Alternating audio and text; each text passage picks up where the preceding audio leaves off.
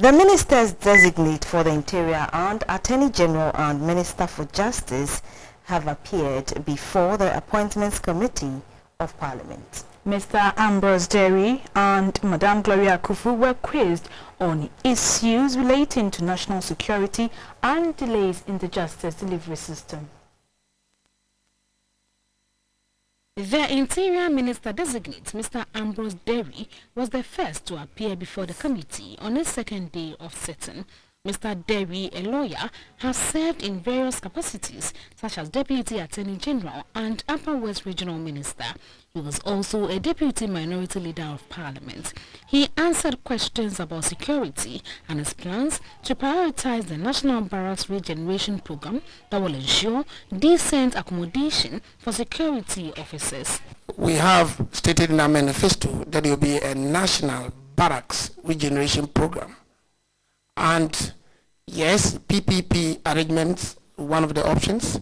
I do know that from the briefings that I've got that prison is considering the same approach. So yes, the investment could come through the PPP arrangements, but we do so always conscious of value for money and ensuring that we give the country the best deal they can get. On the recent incidences of seizures of government property across the country, Mr. Ambrose Derry promised to deal with the issue. Crime has no political color, no partisan color. And when we are too partisan, the only beneficiaries are the offenders and the criminals.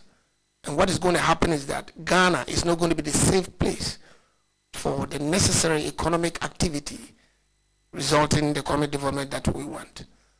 And it is also important to let individual citizens know that there is no vicarious liability in criminal offenses. That if any group tells you go and do wrong and you do, the furthest they will go is accompany you to the court, and when you are convicted, they will look on you in helpless sympathy. Madam Gloria Kufu was the second and the last to be vetted for the day. She is also a lawyer and served as a Deputy Attorney General in the Kufuor administration. She was queried on matters bordering on the Constitution, delays in the justice delivery system, among others. She was asked about the setting up of an independent special prosecutor as promised by the NPP in its 2016 manifesto. The proposed independent prosecutor's office is intended to be one of the ways that will deal specifically with the canker of corruption in the public sector.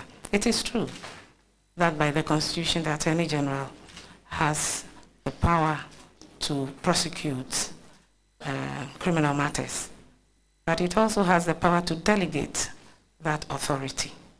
And it is under that the office will be set up with a specific remit to deal with public sector corruption. The judgment debt case of Mr. Woyomi also came up. Judgment has been entered for the refund of the money.